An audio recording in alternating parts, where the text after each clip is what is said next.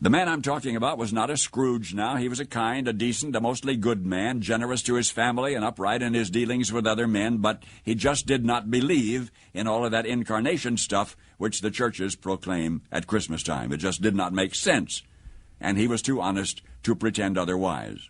He could not swallow the Jesus story about God coming to earth as a man.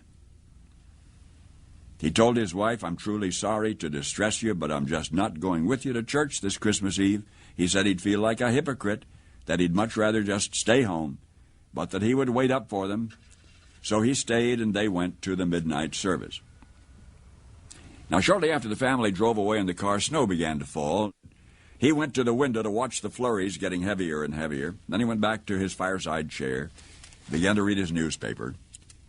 Minutes later, he was startled by a thudding sound, and then another, then yet another. At first he thought somebody must be throwing snowballs against the living room window. But when he went to the front door to investigate, he found a flock of birds huddled out there miserably in the snow. They had been caught in the storm. In a desperate search for shelter, they had tried to fly through his large landscape window. That was what had been making the sound. Well, he couldn't let those poor creatures just lie there and freeze. So he remembered the barn where his children stabled their pony. That would provide a warm shelter. All he would have to do is direct the birds into that shelter. Quickly he put on a coat and galoshes, and he tramped through the deepening snow to the barn, and he opened the doors wide. And inside the barn he turned on a light so the birds would know the way in. But the birds did not come in.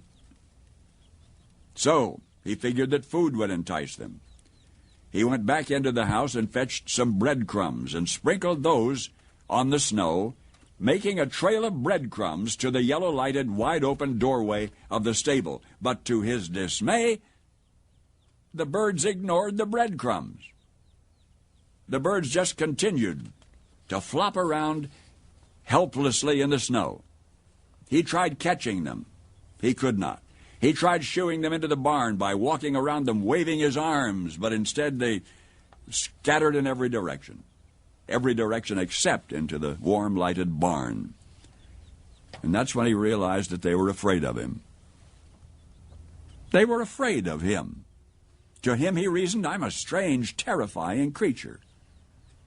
If only I could think of some way to let them know that they can trust me, that I'm not trying to hurt them but to help them. But how? Any move he made tended to frighten them and confuse them. They just would not follow. They would not be led or shooed because they feared him. And he thought to himself, if only I could be a bird now, if I could be a bird and mingle with them and speak their language and tell them not to be afraid, then I could show them the way to the safe, warm barn. But I would have to be one of them, wouldn't I? So they could see and hear and understand. At that moment, the church bells began to ring. The sound reached his ears above the sounds of the wind,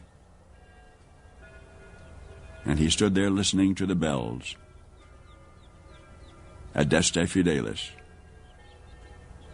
Listening to the bells pealing the glad tidings of Christmas, and he sank to his knees in the snow. Paul Harvey, I hope for you and those you love, this will be a wonderfully Merry Christmas.